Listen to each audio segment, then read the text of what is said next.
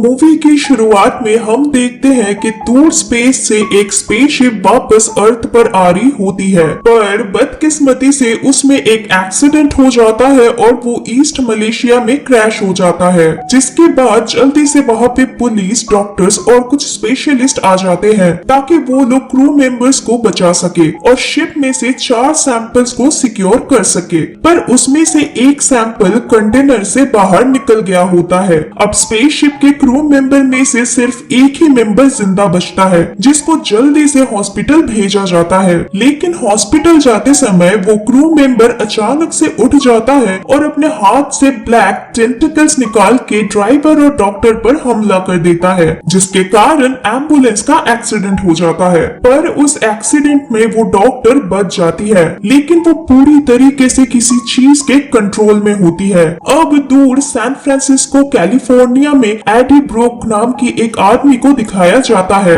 जो एक investigator reporter होता है। अब एडी के बॉस उसे कार्लटन ड्रेक, जो लाइफ फाउंडेशन का ओनर है, उसका इंटरव्यू लेने के लिए भेजता है। इंटरव्यू से पहले वो अपनी गर्लफ्रेंड, जो कि लाइफ फाउंडेशन में ही काम कर रही थी, उसके लैपटॉप में से कुछ सीक्रेट इंफॉर्मेशन ले लेता है और इसके बाद इंटरव्यू लेने चला जाता है। बट इंटरव्यू के टाइम वो ड्रेक को एक्यूज करता है कि वो लोगों पर इलीगली मेडिसिन टेस्ट करवाता है, जिसको सुनने के बाद ड्रेक एडी पर गुस्सा हो जाता है और इंटरव्यू को बंद करवा देता है। एंड इसी वजह से एडी अपनी जॉब भी खो देता है और एन को भी लाइफ फाउंडेशन से निकाल दिया जाता है, जिसके चलते एन एडी के साथ ब्रेकअप कर लेती है और उनका रिलेशन टूट जाता है। अब उसी रात ड्रेक के पास वही 3 सैंपल्स पहुंच जाते हैं, जो कि स्पेसशिप से लाए गए थे एक्सपेरिमेंट के लिए। एक्चुअली लाइफ फाउंडेशन एक बायो इंजीनियरिंग कंपनी होता है,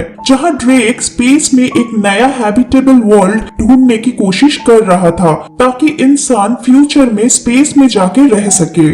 अब इधर उस डॉक्टर को दिखाया जाता है, जो किसी चीज के कंट्रोल में थी। वो मार्केट में कुछ लोगों पर हमला कर देती है और फिर एक बूढ़ी औरत को अपने कंट्रोल में कर लेती है। अब 6 महीने बाद सैंपल, जिन्हें पैरासाइट या फिर सिम्बियोट बोला जाता है, उनको एनिमल के साथ टेस्ट करते हुए देखते हैं, जहां ड्रेक डोरा को, जो लाइफ फाउंडेशन की ही एक साइंटिस्ट होती है, उसे फोर्सफुली ह्यूमन ट्रायल करने के लिए बोलता है। अब इसके बाद हम एडी को देखते हैं, जो जनरल स्टोर के बाहर मारिया नाम की एक गरीब औरत को पैसे दे रहा होता है। इसके बाद सामान लेने के टाइम एक आदमी उसी शॉप में आता है और ओनर को गन दिखा के सारे पैसे लूट के चला जाता है, पर एडी उधर होते हुए भी कुछ नहीं करता है। अब उधर ड्रेक एक ह्यूमन एक्सपेरिमेंट करना शुरू कर देता है, जहां पैरासाइट होस्ट के बॉडी में चला जाता है। एक्चुअली इस सिम्बियोट को सरवाइव करने के लिए एक ऑक्सीजन ब्रीदिंग होस्ट की जरूरत होता है, लेकिन होस्ट इनकम्पैटिबल होने के कारण एक्सपेरिमेंट फेल हो जाता है और उस इंसान की मौत हो जाती है, क्योंकि वो सिम्बियोट किसी भी रैंडम पर्सन के साथ बॉन्ड नहीं कर पाता है। अब क्योंकि इस एक्सपेरिमेंट से इनोसेंट लोगों की जाने जा रही थी, तो डॉक्टर डोरा एडी से हेल्प मांगने चली जाती है, ताकि वो ड्रेक को एक्सपोज कर सके। बट एडी डोरा को मना कर देता है कोई भी मदद करने के लिए। अब इसके बाद चलते चलते एडी एन के घर के बाहर आ जाता है, क्योंकि वो उसे बहुत मिस करता था, पर एन उससे ज्यादा बात नहीं करती है और अपने करंट बॉयफ्रेंड के साथ अंदर चली जाती है। अब इसके बाद एडी डोरा से बात करता है और हेल्प करने के लिए राजी हो जाता है।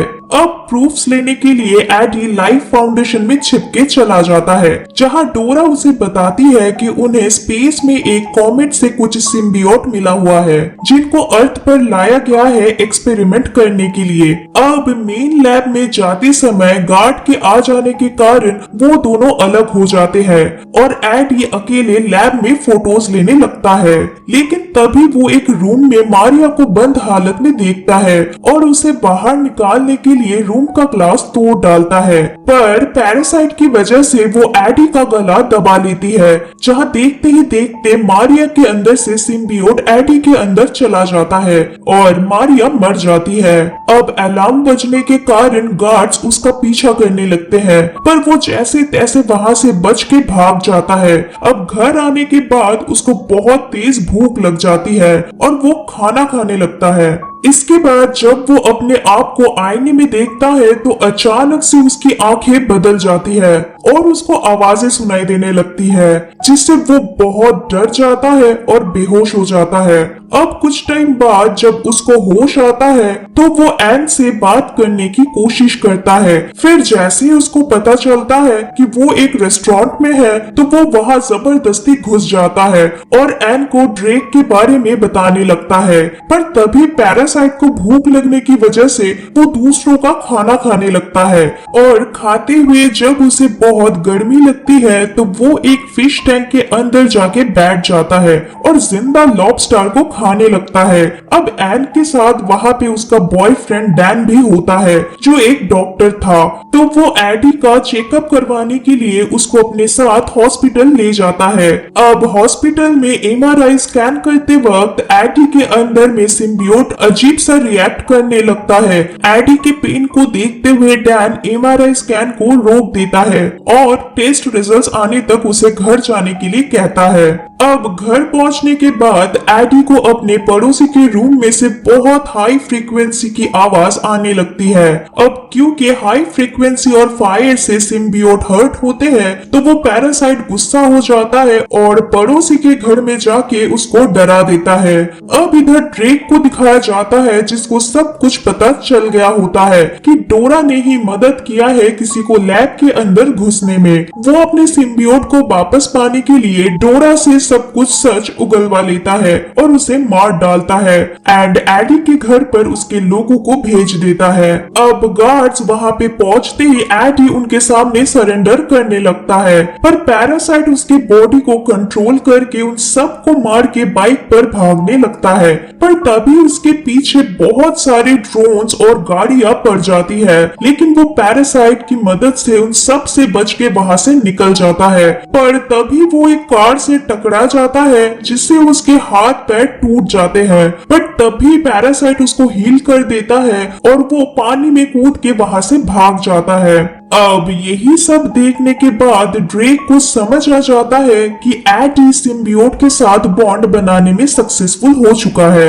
अब दूर आने के बाद पैरासाइट अपना नाम वेनम बताता है और एडी से डील करता है कि अगर वो कोऑपरेट करेगा तो वो उसे जिंदा रखेगा, वरना उसके लिए अच्छा नहीं होगा। पर इधर दूसरी तरफ हम उस मिसिंग सिम्बियोट को देखते हैं जो रैंडम ह्यूमंस के साथ बॉन्ड बनाते हुए मलेशिया से यूनाइटेड स्टेट्स तक पहुंच जाता है। अब इधर एडी की मेडिकल रिपोर्ट्स आने के बाद एन एडी से कांटेक्ट करती है, पर एडी उससे दूर रहने के लिए बोलता है।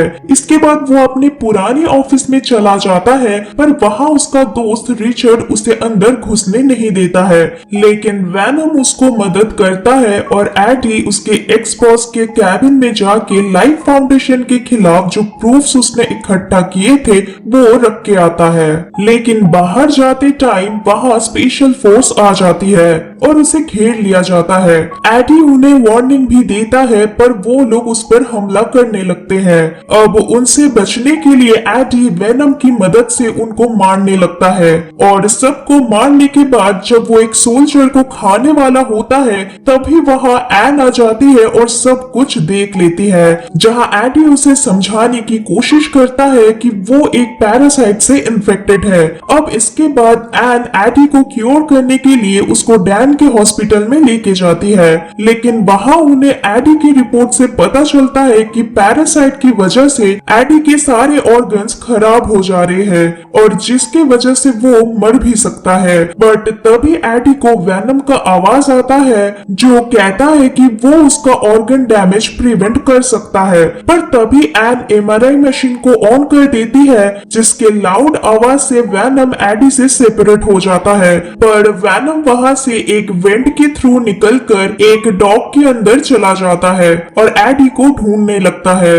अब इधर ड्रेक को दिखाया जाता है जो अपनी लैब में एक छोटी बच्ची से मिलता है, लेकिन उस बच्ची के अंदर से पैरासाइट निकलता है और वो ड्रेक के अंदर चला जाता है। अब इधर एडी को ड्रेक के लोग पकड़ लेते हैं और उसको लैब में लेके आते हैं, जहां एडी को पता चलता है कि ड्रेक के अंदर भी राइट नाम की एक पैरासाइट है जो बहुत ही स्ट्रॉन्ग है और वो वैनम का लोकेशन जानना चाहता है, लेकिन एडी उससे कुछ भी बताने से मना कर देता है, जिसके कारण ड्रेक के लोग उसको मारने के लिए जंगल में लेके जाते हैं। अब इधर वैनम उस डॉग से निकलकर एन के अंदर चला जाता है और एडी को जाके बचा लेता है। इसके बाद वैनम एन के बॉडी से निकलकर एडी की बॉडी में चला जाता है और बताता है कि वो एडी के साथ ही अर्थ पर रहना चाहता है, क्योंकि अब ये जगह उसको पसंद आने लगी है और एडी के साथ बॉन्डिंग के बाद उसका नजरिया भी बहुत बदल चुका है और इसीलिए अब वो